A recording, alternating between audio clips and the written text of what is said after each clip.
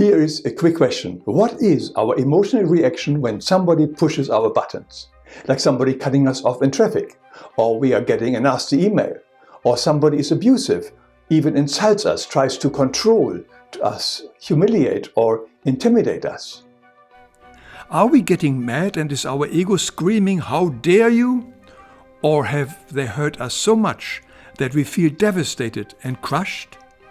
Or did we just shrug it off because we simply had no emotional reaction, irrespective of what they did or say? But chances are that the incident has upset us in one way or another.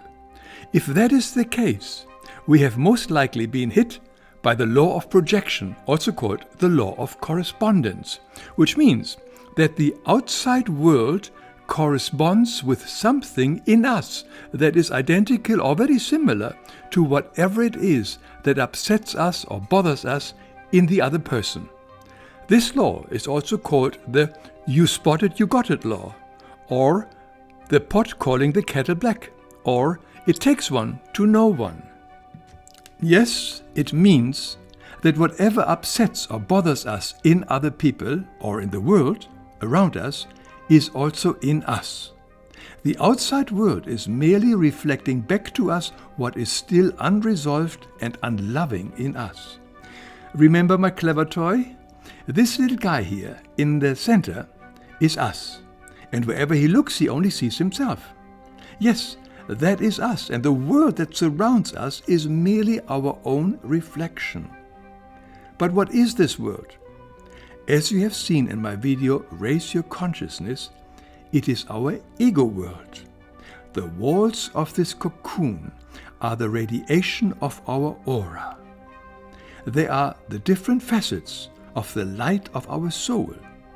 What is stored in the soul of light or shadows radiates through our body and forms the aura, the corona or cocoon. That is the only stuff we can understand and speak about.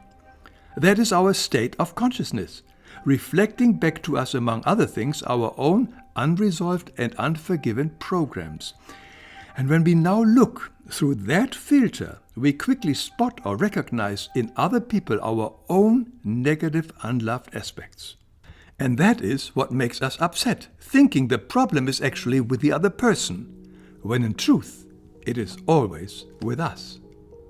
That means that all these difficult people who bother us, annoy us, make us mad or give us hell, are here to remind us of destructive beliefs, self-talks, habits, and secret desires that we still harbor within ourselves. These people are basically all angels in disguise, telling us that now is the ideal time to drop or overcome our negativities and become free again. It's all a wake-up call for us. Naturally, that does not mean we should stay in any abusive or controlling relationships. Byron Katie nailed it with a famous quote, "Your job is unconditional love. Everybody else's job is to push your buttons."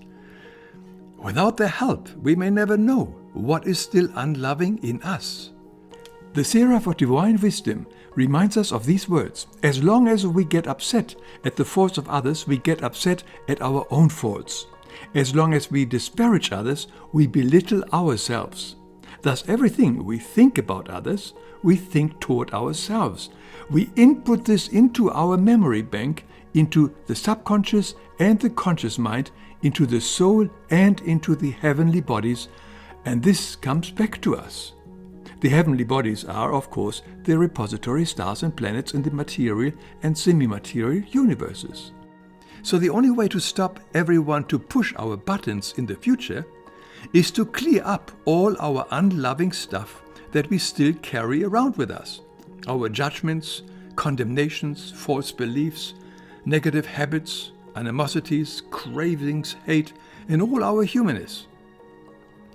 On the upside, anything or any characteristics that we admire in another person is also in us, as they are our mirrors. Rumi put it so well with, "The beauty you see in me is a reflection of you." The whole dynamic of this law of projection is clearly outlined in my video of the same title. Once you have seen this video, you may still have one big question. Why was this important law not taught to us when we were young or at school?